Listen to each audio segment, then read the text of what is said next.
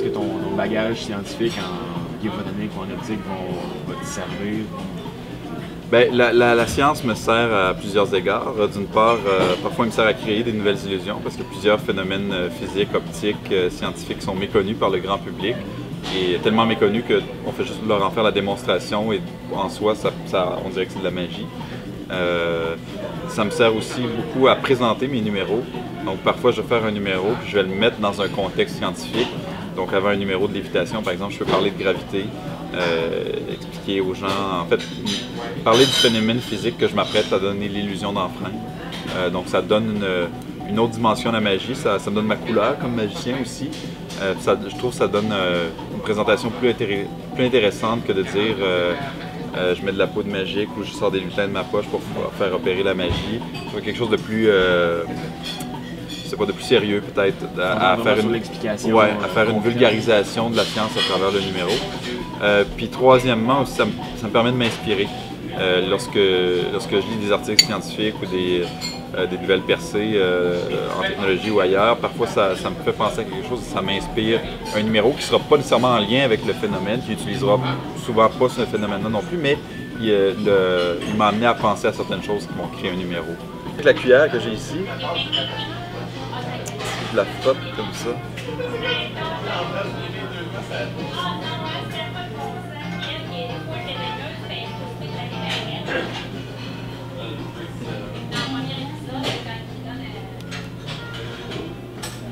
Donc, oui, la cuillère, elle s'est en quelque sorte pliée, tordue, simplement au toucher.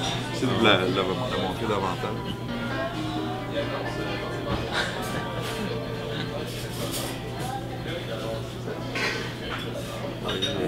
Pratiquement, presque à 90 degrés. Solide. Ton tour le plus complexe que tu as fait, ça serait quoi selon toi? Il y en a beaucoup qui sont très complexes. Le numéro final de ma dernière émission spéciale avec des artistes, je l'évitais couché sur le dos entouré des 4 artistes invités. Extrêmement complexe.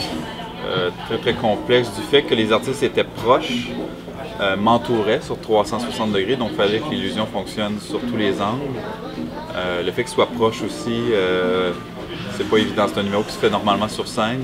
Là, de proche, il y a tout, le secret doit fonctionner à l'audio, faut pas qu'on entende de bruit du mécanisme qui fait fonctionner ça par exemple, faut pas qu'on... Donc ça c'était très très très complexe. Le numéro final de mon spectacle est assez complexe, c'est un numéro où je me téléporte d'un endroit à un autre. Mais il y a complexe dans son exécution, complexe dans sa conception aussi. Il y a un numéro de carte dans mon spectacle où j'écris le nom des gens avec des cartes sur lesquelles il y a des lettres et des chiffres dessus, qui est très très complexe à préparer, à mettre en forme et à concevoir. La complexité ne se situe pas au même niveau. Des fois, c'est de la complexité au niveau de la chorégraphie que je dois faire avec mes techniciens à l'éclairage, puis au son, puis tout ça. Ou parfois, c'est de la complexité au niveau manuel, moi, de faire fonctionner tout ça.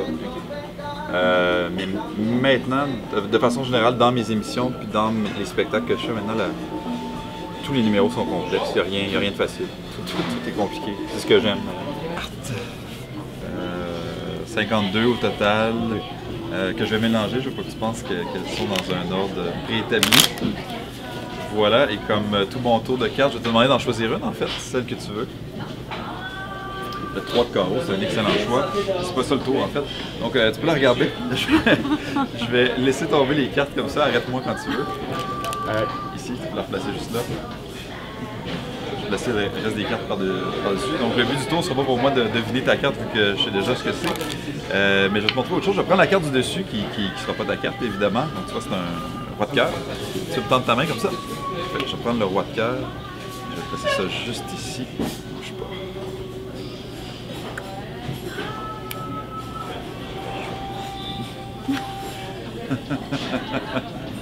Fair enough. Comme par magie, c'était en 2009. pense. On l'a tourné en 2008, ça a été diffusé en 2009. Dans le fond, c'est Ouais. toi qui avais contacté les producteurs ou c'est eux qui t'avaient Non, contacté? c'est eux qui m'avaient contacté. À l'époque, c'était une initiative du producteur de Montréal, qui est mon agent aujourd'hui, qui s'appelle Claude Veillet, qui cherchait à faire une émission de magie dans les rues. Lui, son concept, c'était qu'un magicien se promène dans les rues et fait de la magie aux gens avec les objets qui sont sur place, très proche des gens. Donc, il a commencé à chercher un magicien pour ça. Il a passé 25 magiciens en audition. Moi, il m'a trouvé via mon site web que j'avais fait, justement dans le but de me faire découvrir par un producteur. C'est vraiment ce que j'attendais. Puis il m'a sélectionné. Donc, c'est là que ça a commencé pour moi. Puis, sans ça, est-ce que tu penses que ton parcours serait vraiment très différent aujourd'hui? Oui, ben, en fait, c'est ça qui a complètement changé ma vie. En fait, si c'était pas de ça, je serais peut-être pas magicien professionnel aujourd'hui. C'est très difficile de percer dans le milieu de la magie. Moi, la télé, cette émission-là m'a propulsé automatiquement au statut de vedette parce que pas longtemps après, on a tourné des spéciaux artistes avec des personnalités québécoises. Donc rapidement, les gens m'ont vu impressionner Véronique Cloutier, impressionner Guy Lepage. Ça m'a positionné automatiquement à leur niveau, si on veut, même s'il y a 2 ans, j'étais un étudiant dans mon laboratoire à faire mes études. Donc c'est vraiment la télé qui m'a propulsé en quelques mois à ce niveau-là. Donc oui, ça a fait toute la différence.